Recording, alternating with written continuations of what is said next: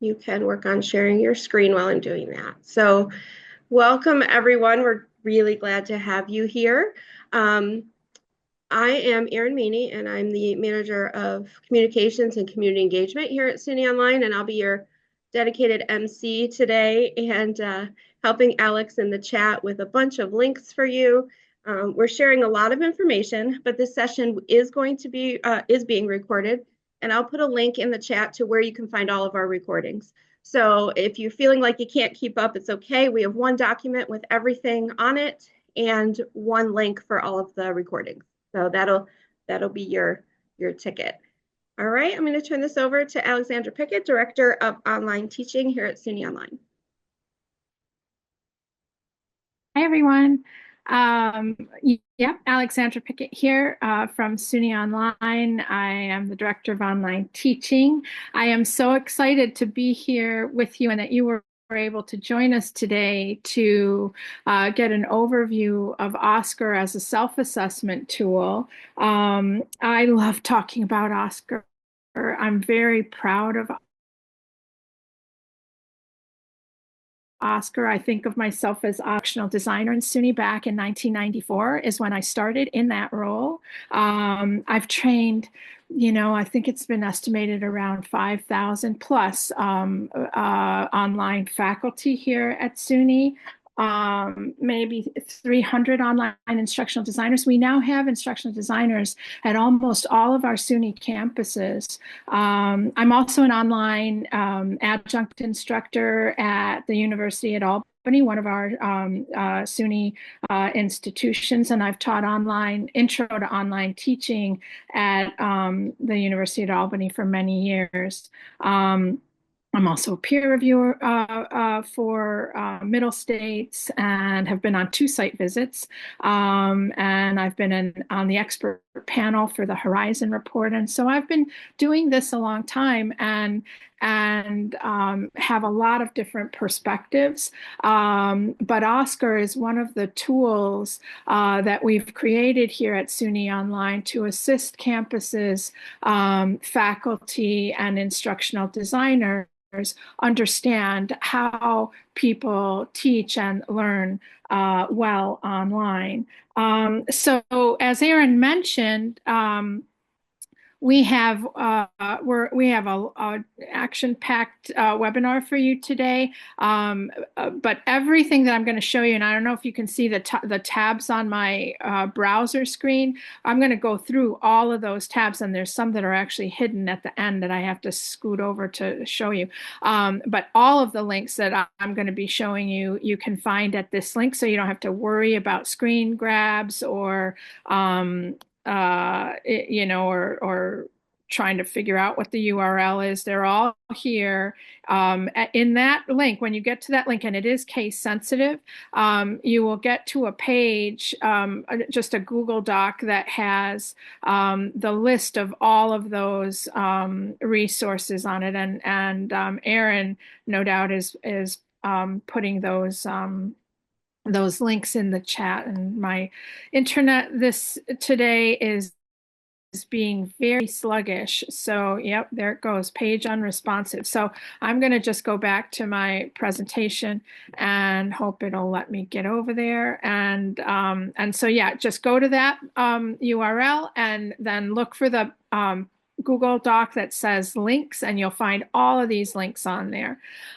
So in terms of the agenda today, this session is intended to give you an overview of OSCQR, and the lens that we're taking with this overview is that of self-assessment. So for online faculty or instructional designers who are interested in using the rubric and the tools for the purposes of self-assessment. So you would have a course that you taught or that you've designed and delivered online, and you would be using the rubric to improve it in some way based on your experiences.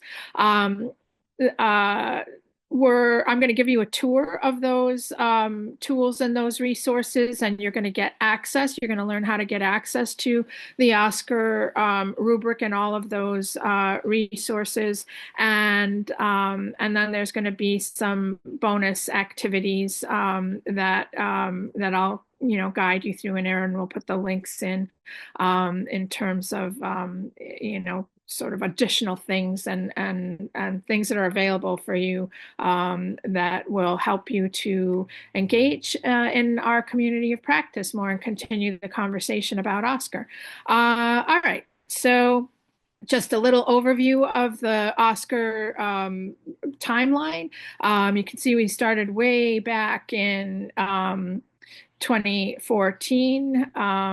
And most recently in October of 2024, so just like a couple of months ago, we were very honored to get an award from WCET for the Oscar, the COIL SUNY COIL plus Oscar standards in the latest version of Oscar, which includes those standards. And I'll show that to you in a moment and talk a tiny little bit about what that's about.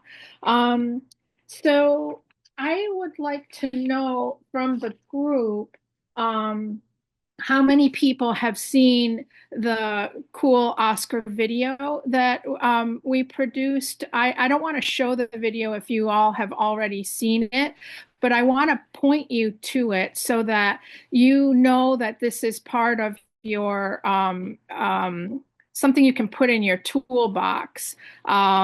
Because if you're talking with faculty and administrators or colleagues and want to help them understand what Oscar is, this is a really great short. It's like 5 minutes long, and it really thoroughly explains exactly what Oscar is, what it does, and details about it. So Erin, are there a lot of people who have seen it before? Quite a few of our non-SUNY friends have not seen it, but I did put a link in the chat just in case. Okay. Well, I'm going to recommend, I'm not going to play it because it's 5 minutes and I have so much to show you, but I'm going to recommend that you take a look at it and that you keep it in mind when you are either working with faculty or talking with colleagues and they really want to understand, even yourself, if you're new to Oscar, if you really want to understand in a short video kind of a format what Oscar is all about. It's a very nice way to have an introduction, a very quick introduction to the rubric, the process, and the tools. So I'm going to go back to our to the presentation. So in a nutshell, what I want you to make sure that you know is that Oscar is intended as a professional development tool to provide a framework for iteration in online course design to promote continuous improvements and course quality. It is not intended as a course or faculty evaluation tool. It's a framework and a process and resources. So it's more than a rubric. It is like I said, a process and resources and a framework to support online course review, online course refresh, and a learning review that is iterative. So you do, it's not done. It's not ever done. You're always looking at your course, as you teach it and after you teach it, and looking for things that you can improve in the design of the course and of course in your skills in terms of facilitation. And those things don't end. Technology changes, things in your discipline get updated and changed. And so this is a set of tools that will allow you to to consider that continuous improvement process as iterative and have a framework that allows you to identify things that you decide you would like to improve and to prioritize those things, and then to track the improvements and how those improvements impacted your perceptions of how things went. So I want to make sure to point out that OSCQR is non-evaluative. You cannot fail OSCQR. It's extensible, meaning it can accommodate additions, so additional standards. You can make edits to the standards. You can eliminate standards. If you're in a nursing program and your accrediting body has very specific standards in that program, then you can add some nursing standards to your course reviews. OSCQR also creates an action plan to assist with the priorities that you are determining for the refresh, the improvements of your own course. And that action plan can be a static thing in the PDF, or if you use the dynamic version, the online version, it actually will assist you with that prioritization and with the aggregation of the recommendations or suggestions that you either have or get. OSCQR is also unique in that it substantively targets accessibility. This is particularly important in this moment in time with the Department of Justice regulations that are requiring everything on the line, including everything online and everything in online courses, to meet WC3 accessibility standards by April 2026. And another thing that's unique about it is that it's openly licensed, and it can accommodate any varieties of course review and refresh activities, from informal, individually, embarked upon self-assessments to more formal continuous improvement and course quality activities. So those are some of the things that are unique and important for you to know if you're new to OSCQR. All right, so now I'd like to give you a tour of the OSCQR website. So Erin will put the link in the chat, and so you can see that OSCQR. Oops, I'm on the wrong page here. That OSCQR, here we go, has the standards. There's 50 of them, and they're broken up into 6 categories. So there's 10 under course overview and information, and so forth. And so we've broken these up into very logical course review type categories. And in addition, we have the ability to, all the information regarding getting OSCQR. I'll show you that in a minute. We have information about regular and substantive interaction, which was the 4.0 revision of the OSCQR rubric, and RSI. I'll talk a little bit more about that in a minute. I mentioned those COIL standards, and we've just added to OSCQR a set of COIL. COIL is the Center for Online International Learning. And so we now have a set of standards that have been incorporated into OSCQR to support virtual exchange. And we did this in collaboration with SUNY COIL, the Center for Online International Learning, that you may be familiar with. And these standards are available in both English and Spanish, and the rubric is available in both English and Spanish. So when we go to the Get OSCQR page in a second, I'll show you where you can see that. As I mentioned, we've had a number of awards. There have been a lot of people who have worked on OSCQR over the years. Maybe some of you are in the room, and we've tried to document everyone who has contributed in some way or another to each version of of the rubric. SUNY is an incredible community of 64 separate institutions, everything from community colleges to doctoral institutions. And over the years, we have had teams of people from across the system contribute to various aspects of the rubric. We know a lot about how OSCQR is being used in research. So if you're interested in taking a look at some of the research that I've been able to find out there that people have done, and with including OSCQR in their study, you can check that out. And then I also keep a list when I can and update it when I can of OSCQR in use. So there are lots of people and institutions and organizations around the world currently using OSCQR, and so you can check that out and see who I've been able to find that is doing that. I just update that list every once in a while when I can. So I wouldn't consider it exhaustive, but it's certainly indicative of the breadth and scope of the reach of OSCQR across the country, certainly, and beyond.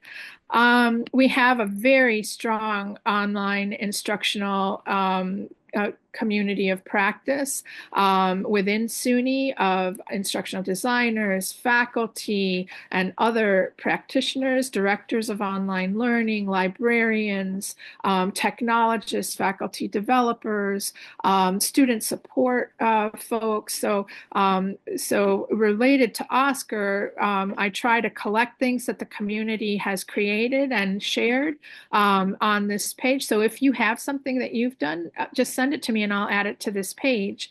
And then I also wanted to mention that, we are actively promoting certifications, various certifications in OSCQR. And so you're in this session today, this spring. Last fall we did it too. And this spring we're running a series of OSCQR webinars that are part of the certification process. So if you are faculty and you have a course you'd like to review, this webinar will serve as part of the evidence for that certification. And if you're interested in the certification, you can get more information about how to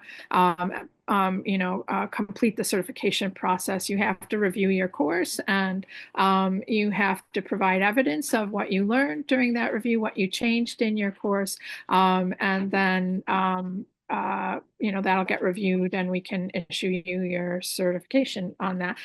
We have other certifications as well associated with this, but I'll leave that to the end to talk more about. All right. So what else about this? I think that's it in terms of the tour.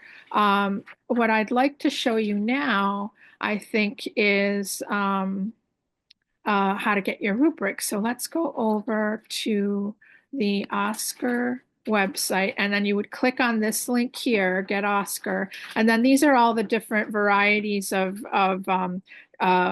things that you can either download or get. So OSCQR 4.0 is the current version of OSCQR. 4.1 is the one that includes the COIL standards. So if you're not doing a COIL course, you don't need the 4.1 version. So you would get the 4.0 version. And OSCQR 4.0 is available also in Spanish. So if you have colleagues in Spanish-speaking countries and want to share it with them, we have a Spanish version of the rubric, as well as the Spanish version of the one that has the COIL standards.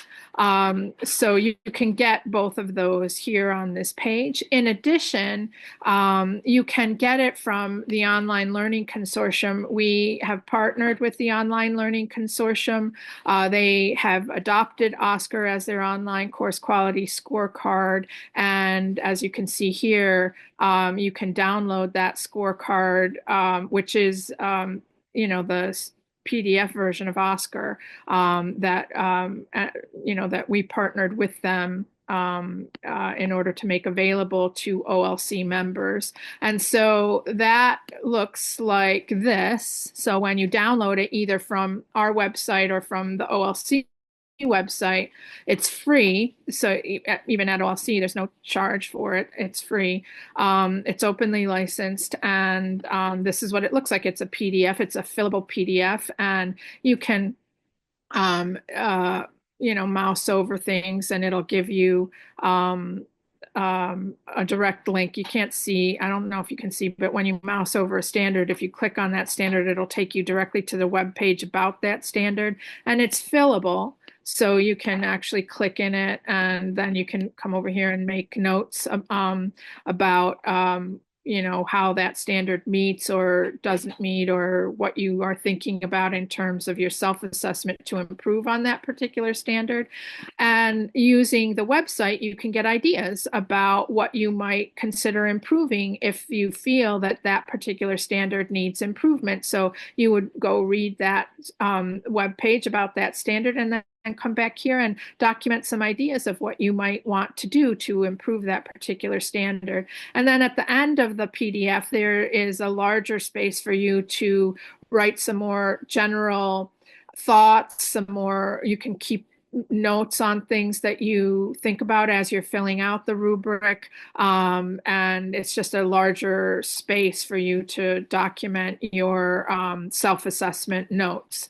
If you want the interactive version of the rubric, you would go to that Get Oscar page, and you would select Generate Your Online Interactive Rubric, and that brings you to a form, and all it's asking you for is your email address and the name of your course, and it will generate an interactive online rubric, and which looks like this. And you can see this is just a very, very fancy Google spreadsheet. There are thousands of lines of code behind this spreadsheet that make it interactive.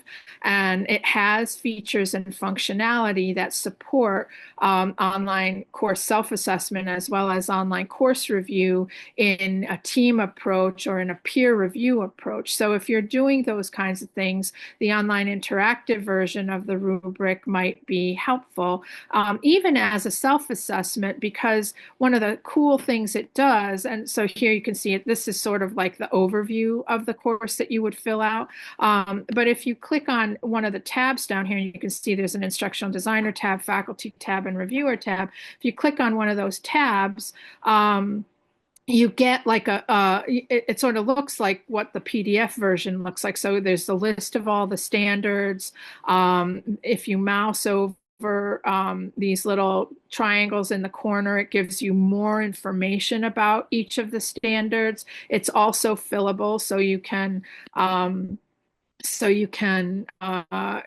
go in and enter your assessment, your self-assessment of what needs improvement in your course, and it works by having you think about, is this standard sufficiently represented or present in your course? Does it need a minor revision? Does it need a moderate revision? And moderate means that it would take you a half an hour to 2 hours to fix. A minor revision is a half an hour or less.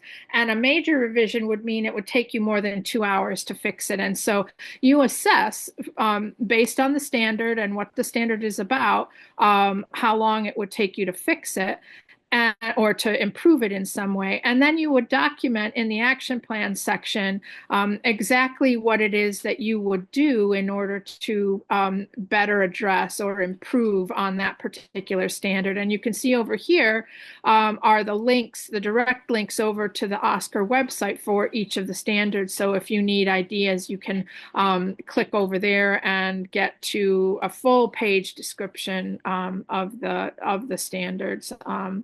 And then similarly to the PDF version, there's a big spot at the bottom that lets you write out all of your thoughts and your notes and additional information that you want to keep track of as you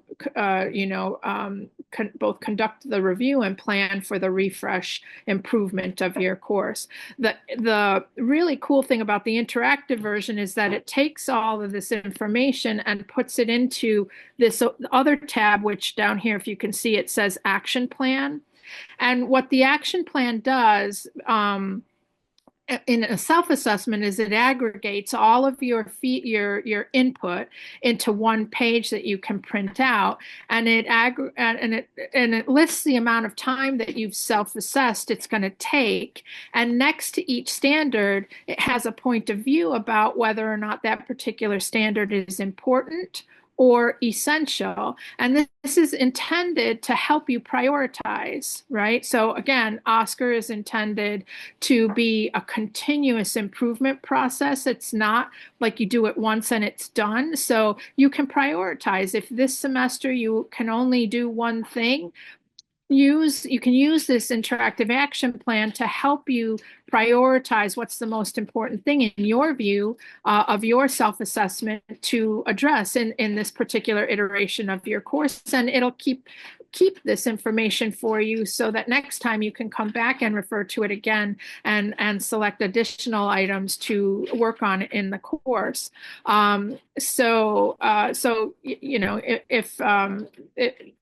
Either version of the rubric, they're both the same in terms of the standards, and the resources are also both the same. Just one is is online and a little more interactive. I wanted to mention, I wanted to show you actually what one of the standards looks like in case you are not familiar with the website. I mentioned that each standard has a web page associated with it. And so this one is in the course overview and information category, and it's OSCQR standard number 1. And you can see by the RSI icon over here that it either directly or can be leveraged to support RSI. They all include, each standard will include a general overview, an explanation of the standard. Each standard has a little mini learning video with people from our own community explaining that standard and why it's important and how they address it, those kinds of things. And they're short little videos. And then because this one supports RSI, there's a section specifically on RSI for this particular standard. And then there are a list of ideas that you can use to refresh your course. It's not intended to be an exhaustive list, and it's not intended for you to have to do every single one of these bullets in your course. These are just ideas that we've collected from our own observations, from best practices and research-based practices that we have collected over the years. And it's just a way for either you as an online instructor to get ideas about how to address a particular standard, or for you to, if you're an instructional designer, to look at it and come up with ideas that you can suggest to faculty or work with your faculty to address an improvement in a particular standard. We always have some examples. We have always some additional ideas and information about whatever the standard is about. We connect over to Topper, a repository from the University of Central Florida, if it has information related to that particular standard. And then we always provide some additional resources to explore. We collect we collect suggestions to include in our ideas section. And if you have a comment or want to discuss the standard, there's a way to add a comment to the standard. So that is that's an overview of the tool and how to get it. So now what I'd like to do is to actually start to discuss some of the OSCQR standards. And in the course overview and information category or section of the rubric, I have selected, I think it's standard 3 for you, to show you some of the the features and the things about it, and for us to go over some of the ideas that can help you think about this particular standard. So this one has to do with having a course information area and a syllabus with the objective of making course expectations explicit and findable.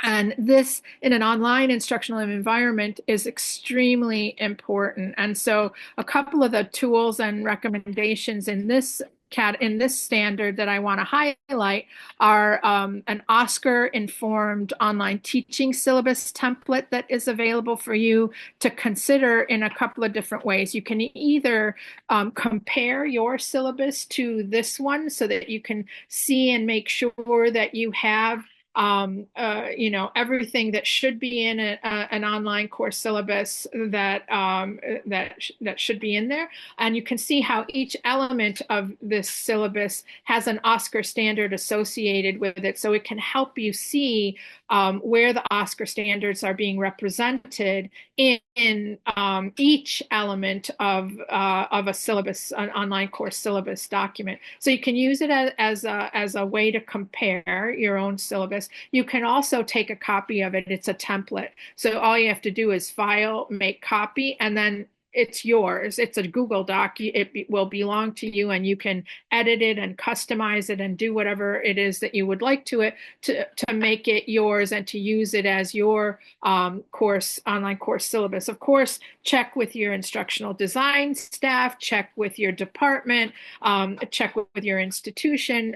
Many institutions have formal processes and templates of their own regarding syllabi. So, make sure to do that. But this is a resource that we've developed and made freely available to anyone to help them see the connections to syllabus items with OSCQR.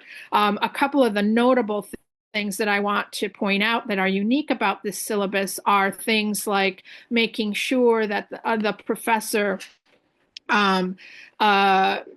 is explicit about how they would like to be addressed in terms of their name and pronouns, and that there's also a basic needs statement in this syllabus. There also is a section for students to feel comfortable to share their preferred names and pronouns.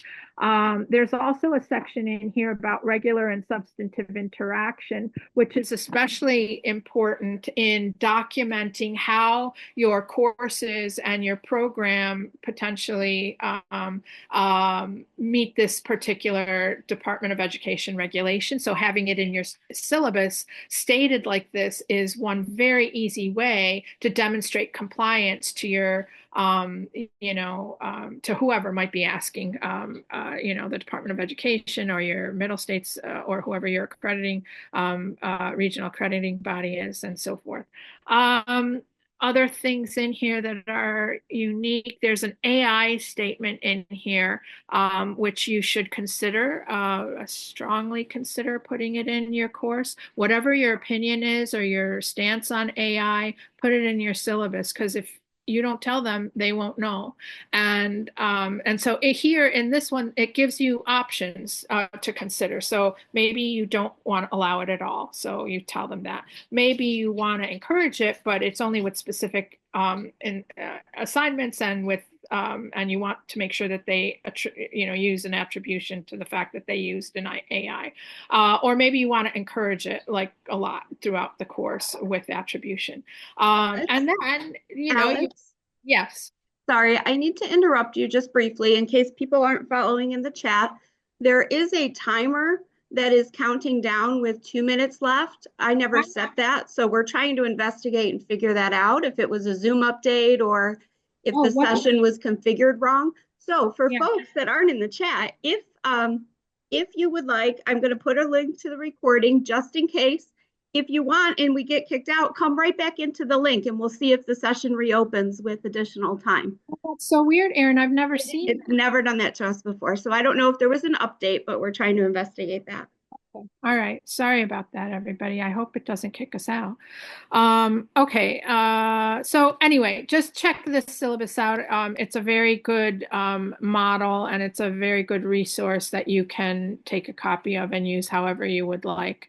I want to point you over to this web page, which is our online teaching web site, and we have a ton of information there, and I'm going to share a lot of the links are from that site. And this really is about, creating course information documents. And here are some examples of some course information documents. These are things that you would find in your syllabus, but in an online course for online students, you want to make sure that things are findable. And that findability, as I mentioned, is really, really important. And the reason it's important, one of the reasons it's important is this research study out of Kent State that I found a while ago. It came out in 2015, but it really they did eye tracking, a study with eye tracking, and so the thing that shocked me about this was that not only does it impact students' perceptions of the quality of the course and their experience and their own feelings about self-efficacy and motivation, meaning that they feel like they can succeed in an online course. Not only does it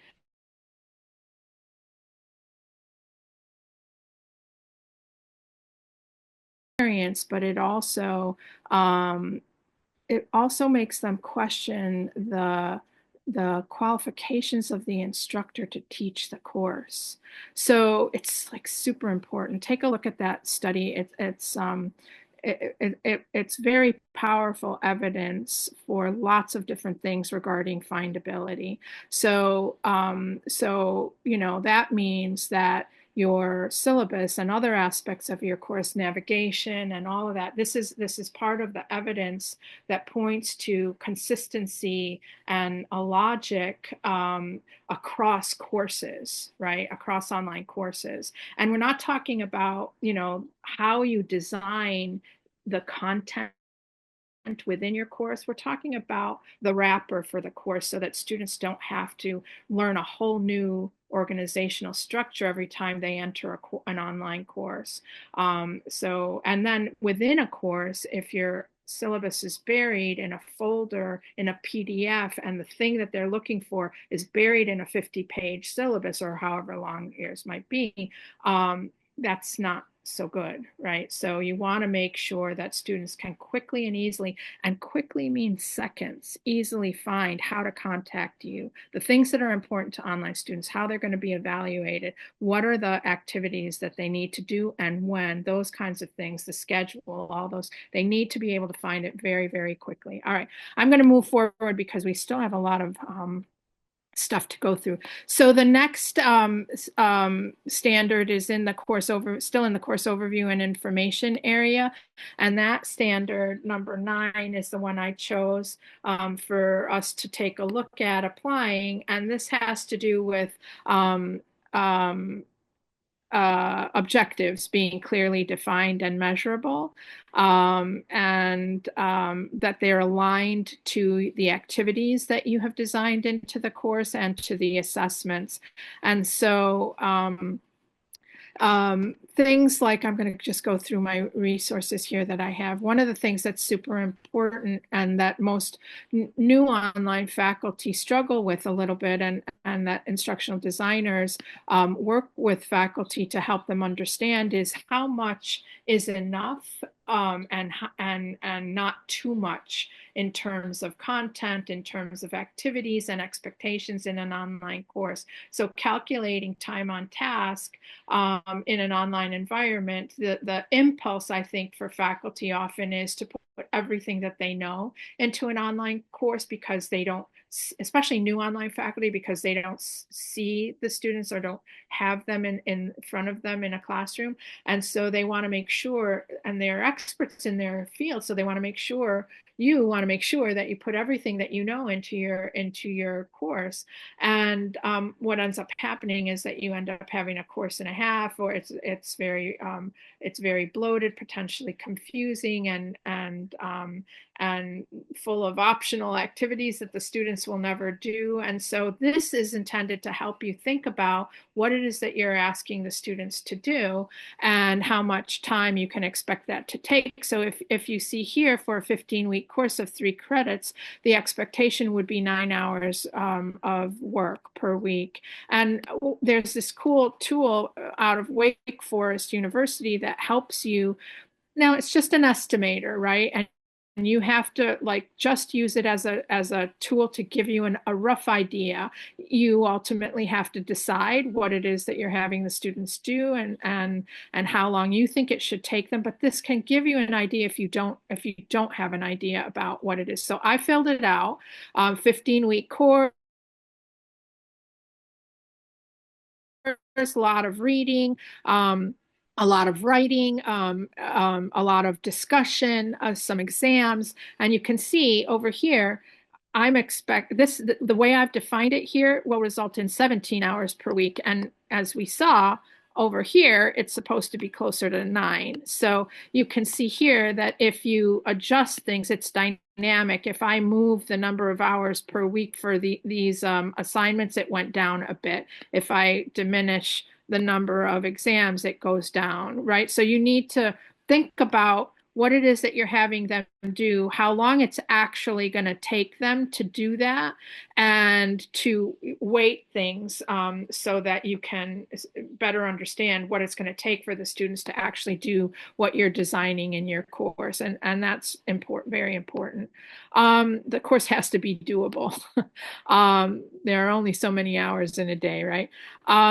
So another aspect in this particular standard is designing learning activities, and really thinking about how you design the activities. And so some of the resources I've highlighted for you in this area have to do with aligning your course objectives with the content you present, the activities you design, and the assessments that you have in order to check the learner's understanding and learning. I love this resource on how not to write objectives. Objectives are super important. I hope you have instructional designers that you can work with to help you with this. But these resources I'm sharing with you will also help you if you're doing a self-assessment. So, using words like the student will know and the student will understand are poor objectives. A better objective would be more specific, that would say that the student will write an essay, or that the student will provide some physical examples of whatever it is. In order to assist you to write better objectives, there are a number of resources that I have identified to help you. Bloom's taxonomy is one of those tools and explanations of how to think about higher order thinking skills. So in Bloom's, we have the knowledge dimension, which takes from concrete knowledge, which is factual, to abstract knowledge, which is more metacognitive. And there's information here that explains some of that. And then you go to the cognitive process dimension, and the lower order thinking skills are things like remembering how to do things, memorizing things, all the way up to, you then understand, you work on understanding, you work on applying, you work on analyzing, evaluating, to the higher order thinking skills, which include analyzing, evaluating, and creating. So Bloom's is another tool, another framework that you can use to help you think about your objectives. You don't want all of your objectives at the, remembering stage, right? And depending on the level of your course and your students, you want to be able to move them through from lower to higher order thinking and processing skills. So here's another tool from ASU that will help you build better objectives. And let's see if it'll come up. So it's interactive. You say, okay, I want to create something at the highest level, so I'm going to hit create, and then I'm going to choose a verb, so I'll hit create. And then here you would type in what you want to create. And so let me see if I did this already. Yeah, so I want the learners in my course to create a presentation in the format of their choice, and it could be narrative, creative writing, a poem, a song, a script, whatever. And the whole point of it is to demonstrate how they would apply the theory of relativity. So this will help you to, to generate an objective. So it's kind of like an objective generator. And then you can just copy it and paste it into your course. This is one tool. If you want to do it more by hand, here's a cool list of verbs that you could use at each of the different levels. And I love this one because it's colorful and it has owls. But if you're not a colorful and owl type person, here's one for you that is more plain text. And so you want to think about your objectives, look at them, and improve them. That's part of the OSCQR course review and refresh process, is making sure that you have objectives that are well written, because they are what will help you to define what's the content that you need to achieve that particular objective, what are the interactions that the learners are going to do with that content in order to achieve that objective, and then that defines what assessments you will be designing in order to check or test their knowledge, their learning, and their progress. All right, so this one, let's see what this one is. Oh, this is more Bloom's. So this is a similar resource, to the generator there, but it's just in a PDF text. So, if you're going for the level of thinking from highest to low. So you're at the creating level here. Here are some action verbs, and here are some sample questions, and here are then some activities or products or outcomes to address this particular level in Bloom's. And it goes through all of them. So if you want ideas as you're doing your self-assessment of your course, you can come here and think about the objectives that you currently have and see if there's a way to tweak them potentially to make them better, and that will help you ultimately improve the overall design of your course and your instruction. All right, let's go to the next category, which is standard 16, and that is in the, what category is that one in? Design and layout. So in the design and layout category, you want to have an uncluttered layout. You want logical and consistent, easy to navigate. This is, again, relating back to findability. And so you want to think about how you label things, how you chunk your content. And some of the information that I have for you to support this particular standard is to think about your chunking. How are you chunking it? Is it by topics? Is it by chapters of a textbook? Is it by date and time? Is it by metaphor, steps in a process? Any of these things, you can do it lots of different ways, and you can combine some of these ways. One of the keys to think about, though, is in terms of cognitive load, the magic number is 7. So if you have 35 chapters in a book, it's not good to have 35 modules in your course. So you want to chunk those chapters into some logical chunks to keep the number of actual content modules to 7 plus or minus 2. We know from research that we've done that if you exceed 9 modules, student and faculty satisfaction goes down with the increase in number of modules, and the same, and if you're lower than 5, satisfaction and perception of learning, both on the part of the faculty and the students, also goes down.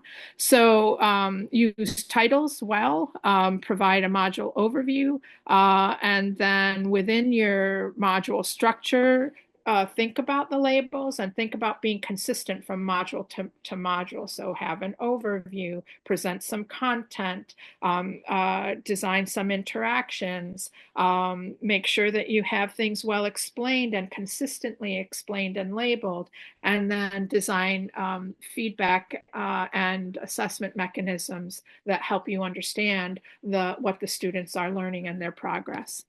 All right, so the next one that I have for you are I wanted to show you the DLE templates. If you're not familiar with them, we just spent like a whole year designing these Brightspace course templates in all different modalities. So everything from face-to-face to fully asynchronously online. And these are free and openly licensed for anyone to use. They are also available in common cartridge format. So if you don't happen to use Brightspace, you can download the common cartridge and import them into whatever learning management system you happen to use. Each folder, which is associated with a particular modality, has a companion guide and some information that's associated with it to help you understand what that particular course template is about. For the asynchronous online course, we have developed a rationale for the template design decision. So if you are wanting to understand why we did things in a particular way and how it aligns with OSCQR, this rationale document, has everything that, it details all of the OSCQR standards that are infused into the templates, and as an explanation of why we designed the template in the way that we did. So lots of information there. There's some frequently asked questions about the course templates for you to take a look at if you're interested. And then the last one I wanted to show you here had to do with the actual, I think this one is for the asynchronous course and how it specifically aligns with OSCQR standards. So, there's 7 or 8 different modalities in there, and this one is about the asynchronous course template and how it aligns with OSCQR. My Google is dragging. Let me see if it'll let me show you the template itself in Brightspace.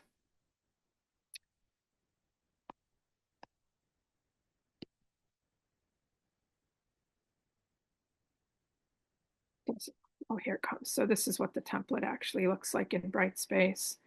And so it's got, these are the modules. And then if you go into the content area, it's just a shell. So it's the shell for findability, navigability, ease of use, leveraging the features. It's optimized for mobile. It's optimized for accessibility. And it's a good, logical, task-based instructional design structure. It's easily modifiable. It's easily, adaptable, and it just has, placeholder documents. Everything within the content modules, it will, be up to the instructor. But this wrapper will help, quick start the faculty person into a good, effective design and help students with those issues of findability and consistency in the best practices around designing online courses and structures of courses. All right, I see we're getting close to the end here. I want to go through as many of these as I can. In design and layout, we have standard 24, which is about tables. This is an accessibility standard and really important at this moment in time to really think about accessibility in your online courses. And from this moment forward, nothing in your courses should be not accessible. So think about your PDFs, think about your images, think about your videos, and think about tables in your course. If you use tables, this particular standard talks about minimizing the use of tables when possible because of students who may be using screen readers. And I just want to show you, here's a table. And this is what it would sound like with a screen reader, the way that it is currently formatted. Table with 8 columns and 5 rows. Fall term freshman sophomore junior senior post back non-dash degree total 2007 42 40 32 18 34 18 46 39 344 369 16 228 2000. So it's just going straight across and reading it, so it's completely incomprehensible. It's not, you can't make heads or tails out of that if you're just listening to it. So if you add the appropriate tags and heads to the HTML of the table, then it will make it more understandable for the screen reader to read in a way that's more understandable. And if Brightspace if you use Brightspace, it has accessibility tools built in and will help you if you use the tools within Brightspace correctly, appropriately. It will help you with that. If you have access to an instructional designer, that's also really good to get their input and help and feedback on making sure that your content, your PDFs, your images, your videos are all optimized for accessibility.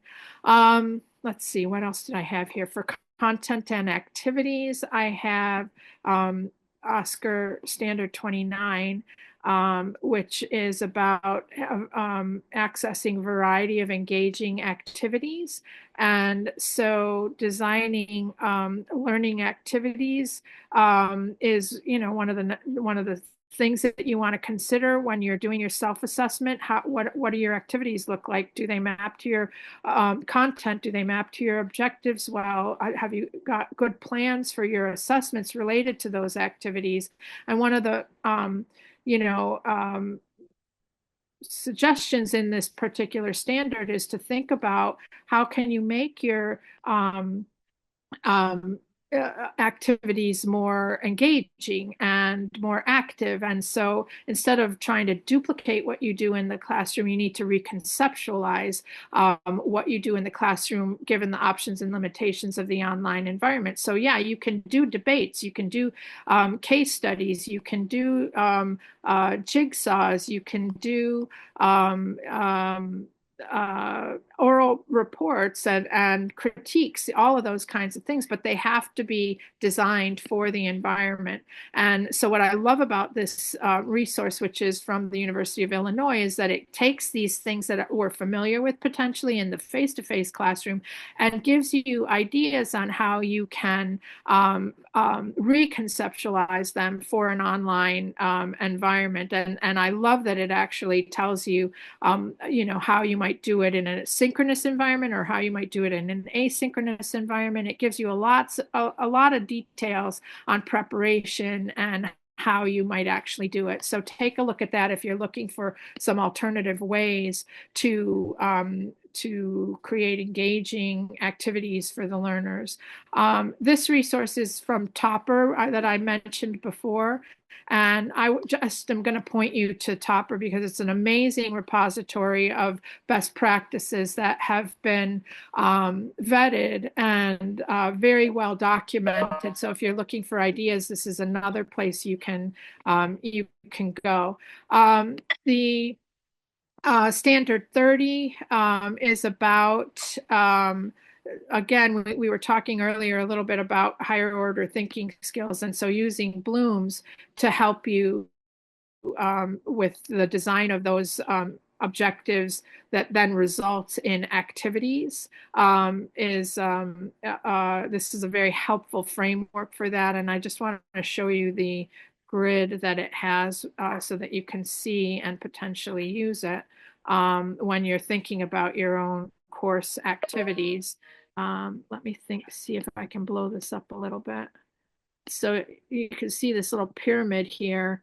And if you go to, for example, evaluate or analyze and procedural, you get to here, which is compliance with regulations, or if you do apply and metacognitive techniques that match one's strengths. So you can use this to help you sort of envision things that you might be able to do with certain activities in your own course to make sure that you are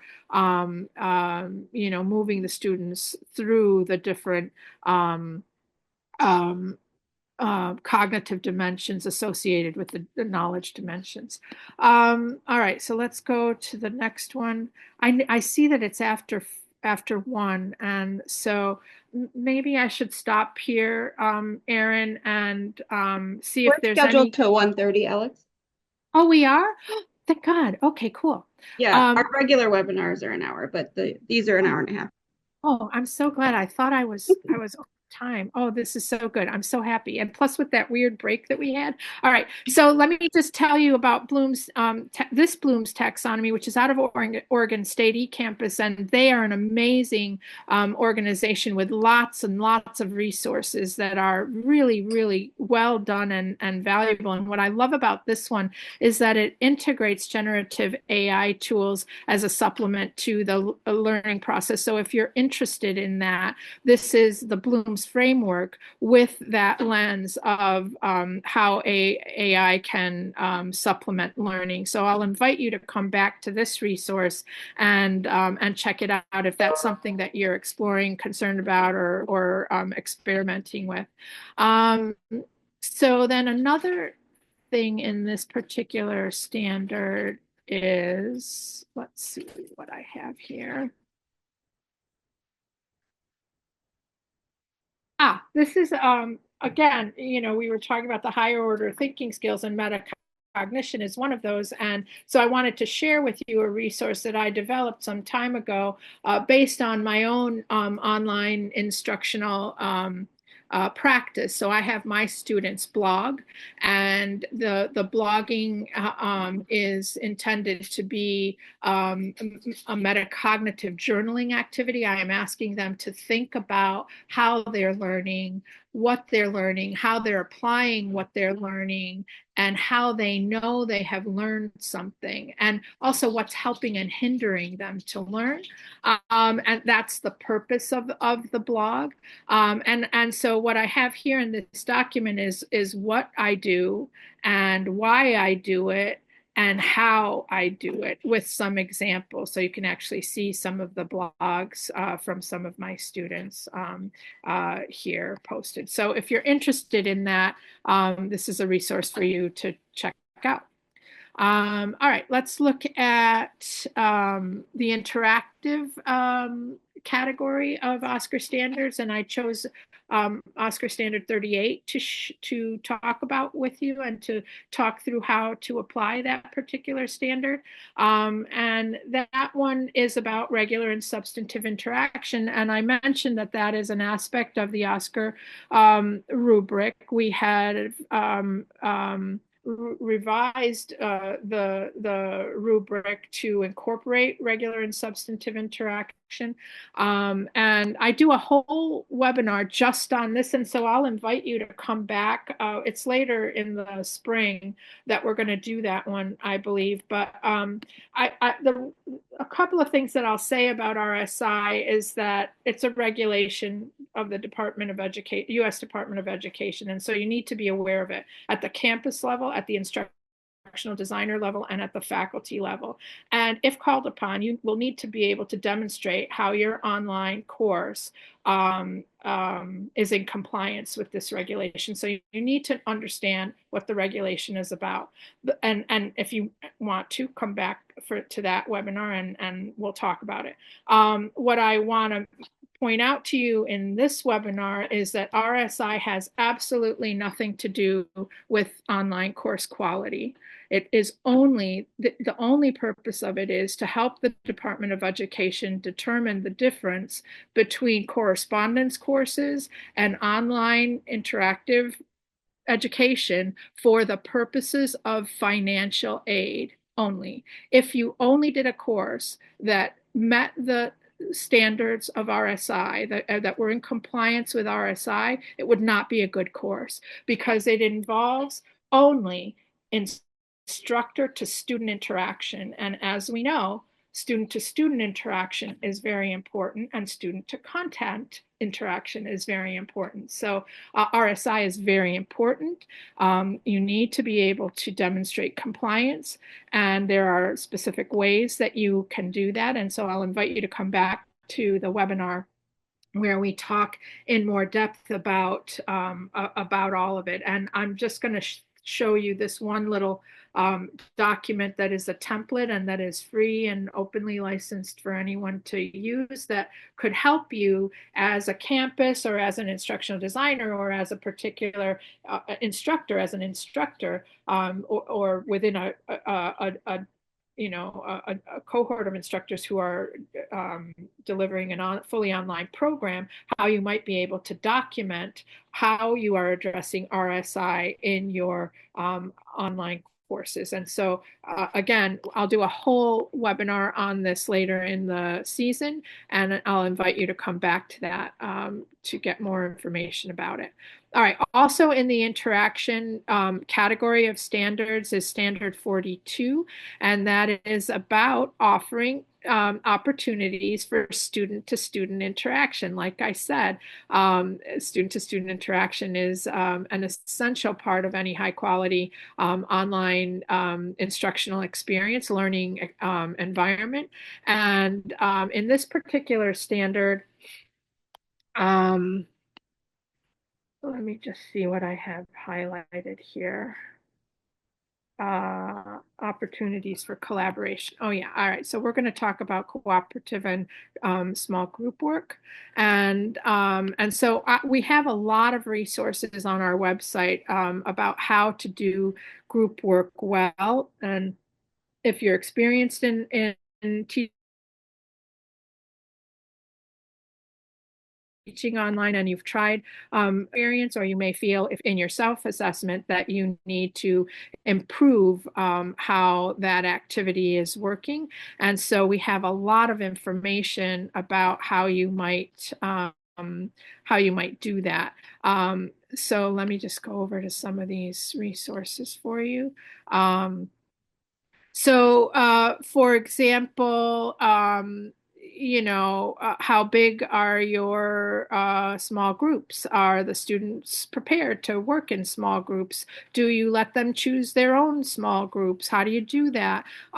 Is your group activity well explained? Are there specific instructions? Are they findable? Are the expectations explicit? Do they have the skills to do collaborative work activities? Is it easy? I mentioned, is it easy to find and to initiate? Did they have any practice activities to kind of help them build the skills that they're going to need in a low stakes environment, so that when it comes to the high stakes activity, they are better prepared? Are the objectives clear for your small group activity? So all of these things, if you're doing a self-assessment and you think you could improve your small group work, there's a lot of resources here to help you do that. And then I found this one in the higher education resource about making online learning more active. And I like this resource because it's an article actually, because it shows how you can integrate active learning into your online instruction. And so it's just a list. It's very short and bullets, but these are some ideas to help you, to prompt you to think about how you might make your learning activities and your instruction more engaging and more active, so that it's not as passive, which is less engaging for the learners. So this is a really nice list. Again, not exhaustive, and it's not explaining every single thing very thoroughly, but it'll give you some ideas of how you might address this. And some of them are asynchronous and some of them are synchronous. So yeah, I have a bunch of these kinds of lists that help you to think about how you can reconceptualize what you want to do for the online teaching and learning environment. So that's another one. All right, now, I'm going to interrupt again. We're down to 5 minutes on the timer. So as Robert said in the chat, everyone knows the drill. We'll be back for the last 10 minutes if you want to join us again. Okay, all right, good. Yes, come back because there's fun stuff at the end. All right, so this section is assessment and feedback. And so the assessment and feedback standard, this is standard 45. And so you want to have authentic ways of assessing students. Again, like I said, given the options and the limitations of the environment, you're going to want to rethink the multiple choice midterm exam that's, whatever, 25% of the grade, or the final test that's 50% of the grade, which I'm not sure, probably nobody does that anymore. But you just want to really think about assessment in terms of being authentic for the environment. And so some resources to get you thinking about that if you want to improve your assessments and think about more authentic ways to design assessments. Again, it starts with your well-articulated learning objectives. That is the very important first step, because everything kind of flows from there. And then I want to mention in this section rubrics. So if you're not using rubrics, this is one way that you can enhance and improve and refresh your course. Rubrics are really an important tool, and so I want you to consider their use. And actually, this resource is alternative assessment type. So, this is just a similar list to the other one that shows you some alternatives to assessments. The other one was about interaction and engagement. This one is about assessments. And so different ideas on how you can reconceptualize your traditional face-to-face types of assessments for online environments. And let me go over to this one, this resource here, which is now about creating rubrics. And so if you're not familiar with rubrics, there's a ton of resources out there about rubrics. I've curated a few for you. This one has, for example, an example on an online discussion rubric, an e-portfolio rubric, a video project rubric, and others. So this is a big, deep resource that you can mine for ideas. And then here's another one similar that lists a lot of examples, again, that you can mine that will help you to think about, examples that you might adapt. Brightspace, if you're using Brightspace, and probably all the other learning management systems have built-in tools to help you, to assist you to create rubrics. If you have access to an instructional designer, I highly recommend that you work with them to design your rubrics. And if not, it's okay, because there are a ton of resources here to assist you, to help you design your rubrics well. So then, when talking about assessments, we want to support academic honesty, and there are ways to do that. So, thinking about the uniqueness of your assessments, providing options for students to provide evidence of their learning in a variety of ways, giving them resources and making sure they know what the policies and are and that they know what the help resources are on your campus to assist them. And then focusing on an iterative writing process is also another strategy if that works for your discipline. It doesn't work for all disciplines, but for some of them it does. And then this resource I like because it's one of those lists. So that gives you some ideas on how you can support academic honesty. Let me get rid of that. Oh, come on now. Yep, all of these pop-ups. So again, here's the list of all of the ways that you can assist students to support academic integrity. So I'll leave that there for you to browse. We have less than a minute left. As this resource here, I do a whole workshop on this resource, and it is about what online faculty can do to support online learner success. And there is a lot that we can do as online instructors to help students develop the skills necessary to be successful online learners and to believe in themselves, to be able to do what they need to do to be successful in your course. So I'm just going to leave this here. There's some themes.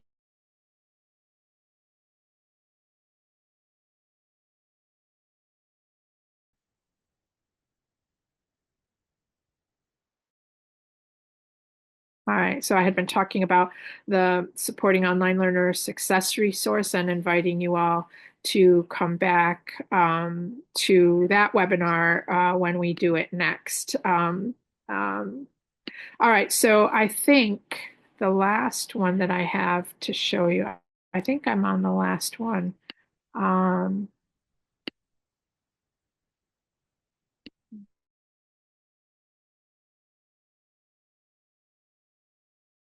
No, my internet is acting weird.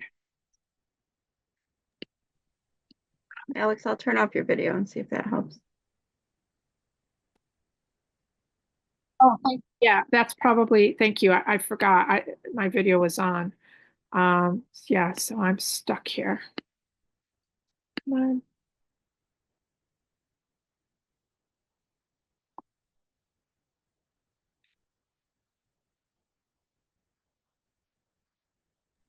If it would help you, I can share my screen.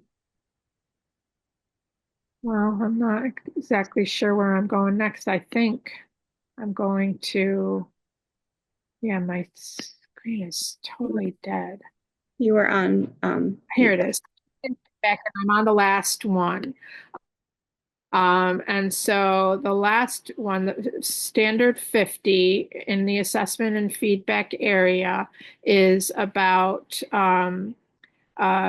creating opportunities for the learners to provide descriptive feedback to you, so that you can use that feedback to improve your course. So in addition to your own self-assessment, you want to collect feedback from your students. And it's not enough to just say, how did you like the course? Or you want to get some real good, deep suggestions from your students to help you as you self-assess, as you think about what worked in that particular cohort, delivery of the course with that cohort of students, what the students themselves thought to help you to inform your thinking about what needs improvement. And of course, just because one class thinks something doesn't mean necessarily that it's true. You might have to deliver it a couple of times to test, but it's always good to collect the feedback from the students so that you can see if, time after time, you're getting the same feedback. You want to consider that as you refresh your course. So I have some resources here on creating culminating activities for your course, and like farewell discussions, getting the feedback. Here are some of the questions that you might include to try and get at that deeper descriptive feedback. You might do polls also. And again, this is not course evaluation. No one is going to see this except you, and it's intended to help you in your self-assessment. As you're doing the OSCQR self-assessment, you also take a look at what the students said to help you determine, is this standard, is this hitting a standard or not hitting a standard, and is it something that I need to consider to improve? I wanted to show you, I think this is one of the ways that I say farewell to my students. I think that's what this is. I'll just show it to you really briefly. I hope I hit the right thing. And did you hear that? Not very well. Nope. I think I did. No, not at all. I'm gonna stop it. I'm going to stop it. But the link to this video is in the links doc. So if you want to see it, you can. It's just something that I made really quickly with a free tool called Animoto. And I just put pictures of my students together. And I very quickly just summarized what I learned about them as humans to help them feel like I saw them and like I believed in them and believe that they learned and that they could do it and that they are awesome. And so that's one of the ways that I end my my online course. All right, so let's see. I think I'm at the questions part, and we have a couple of minutes. Were there any questions, Erin, that I could address? We've covered them all in the chats, multiple chats. But if anyone has questions now, please feel free to either type in the chat or unmute yourself and we can have a conversation. Yeah, you can unmute. And thank you very much to everybody for the multiple returns. We appreciate it. I know. Thank you. May I ask a question? Of course. And this is a gigantic question and you must get it all the time, which is, how does your method compare to Quality Matters? So OSCQR, how does OSCQR compare to Quality Matters? OSCQR is intentionally different from Quality Matters. It was designed with very specific context that we had in SUNY at the time, which was in 2014. And we were all Quality Matters certified and, trained, thousands probably of faculty to do the Quality Matters process, but any rubric is better than no rubric, and Quality Matters is awesome. But OSCQR is different. It is not evaluative. Like I said at the beginning, you can't fail OSCQR. You don't get a score. It is intended to be a process to assist faculty, campuses, and instructional designers figure out what they want to do regarding the quality of their online course designs and help faculty and instructional designers with a framework that will assist them to do whatever that is. So if you have more formal processes that you want to use where an instructional designer reviews the courses and approves them for delivery, you can use OSCQR like that. But you can also use it as a self-assessment where an instructor independently goes in, fills out the rubric, and decides for themselves what they want to improve in their course. They can also take their self-assessment to an instructional designer and work with them to help them improve the design of their course. You can also do a peer review model of course review. You can also do different versions of, for example, you could have a subject matter expert, a student, and an instructional designer, and a librarian, and an accessibility person all look at a course and provide feedback to improve the course. So, and that can be formal or informal. It can be done at the programmatic level. It can be done at the course level. It can be done at the institutional level. And it is intended to be flexible, and it's intended to be to support a culture of continuous improvement in the design, the instructional design of online courses. So to support instructional designers in their work, and to support faculty in their work, and to support campuses to support the instructional designers and the faculty to ensure that they have the instructional designs of courses that are standards-based and research-based. Does that help you understand how it's different? Yeah, thank you. Great. It's also free. Like that's right. Like I don't want. It's also openly licensed. I ran off the list of things, the ways that it's different. But there's certain specific ways that quality matters, and other rubrics. There's other rubrics other than quality matters that all good and all with different sort of purposes and focuses. But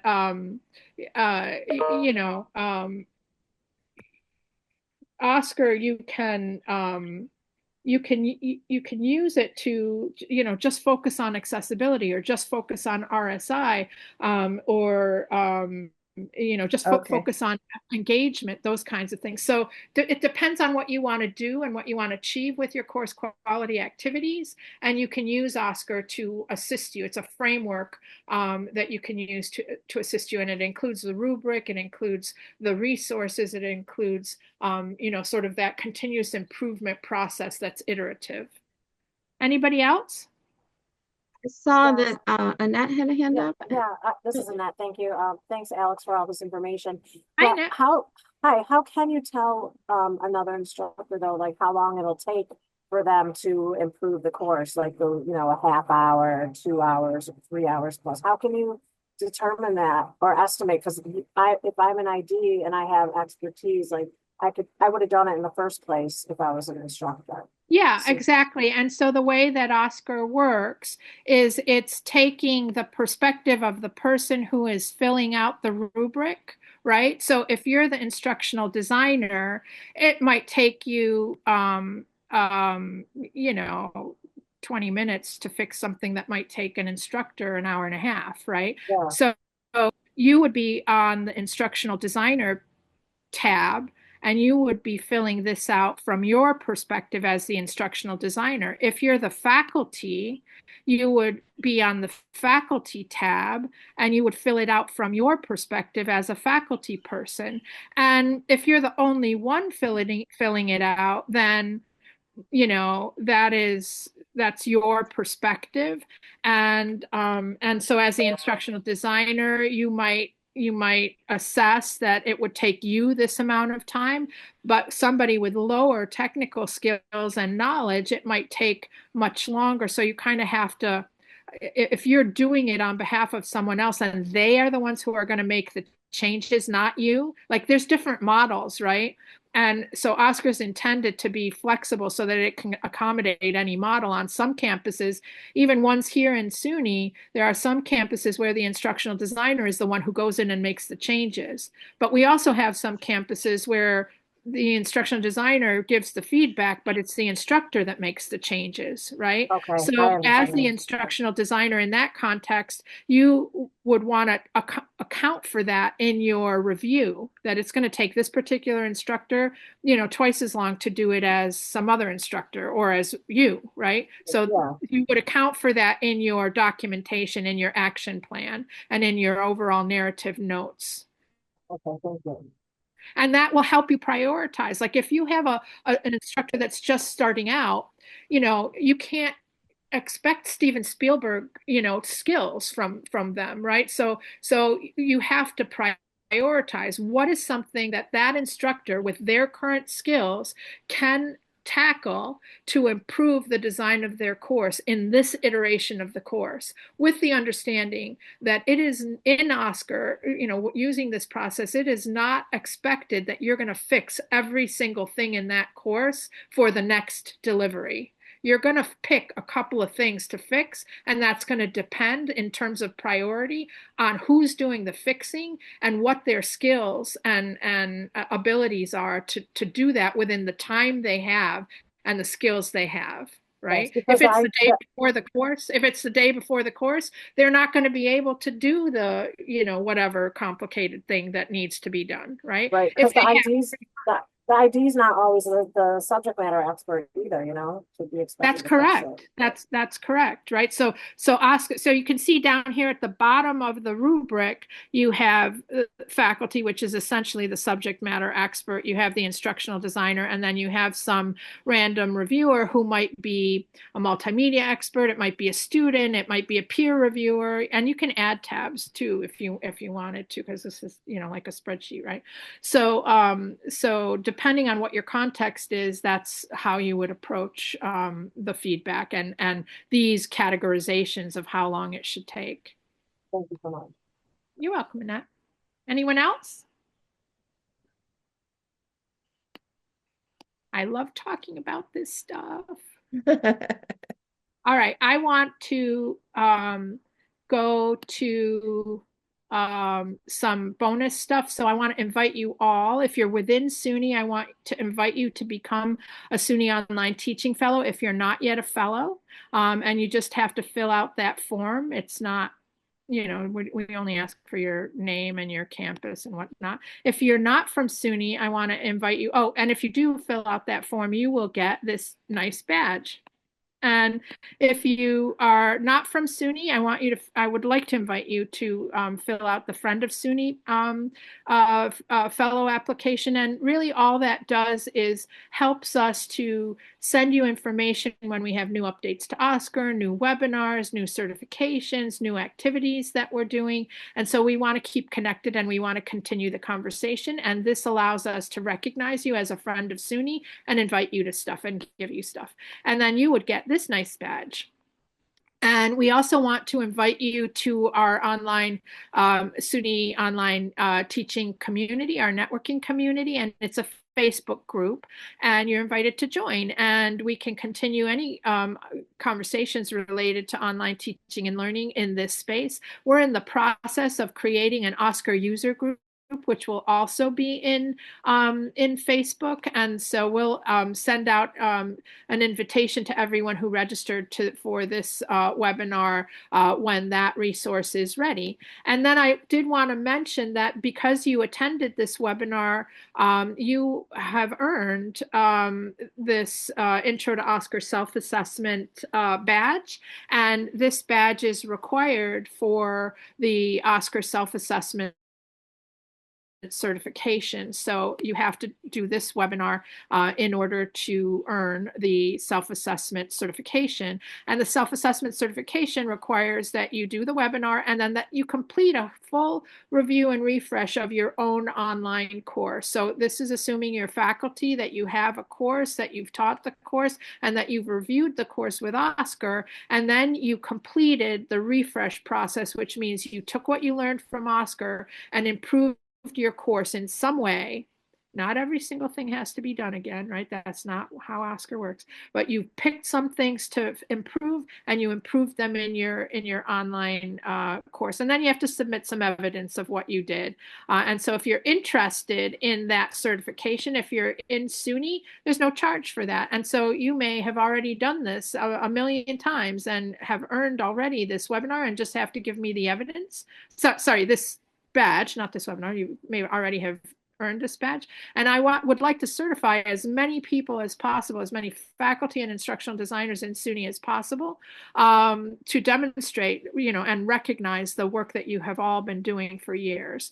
And if you're new or not from SUNY, I'd also like to invite you to get certified if you're interested. If you're not from SUNY, I have to charge a little bit because it's, you know, we're nonprofit and a state organization. And so I can't use my state time to do stuff for people outside of New York. So I have to charge a little bit. And the charge is to review your evidence and issue you your badge. And so if you want to do that, I'm happy to certify you. And then I think, is that it? I have bonus. I have some bonuses. All right. So the bonuses are to invite you to go to our website. And Erin, I'm sure, is putting the links in the chat.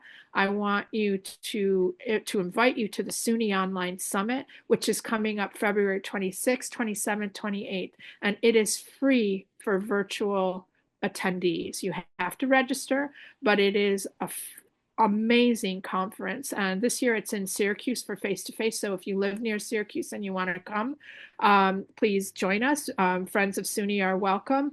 There is a charge for that because we have to rent the venue and pay for food. So there's some charge for that, but virtual is totally free, and the program is awesome. We have amazing speakers that are both internal as well as external.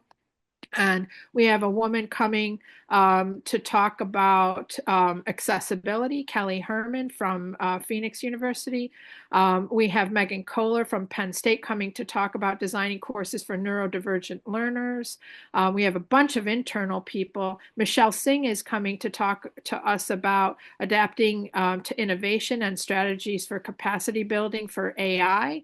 And Kathy Pelletier from EDUCAUSE is coming to talk to us about the changing landscape of online education from the 2024 Chloe report.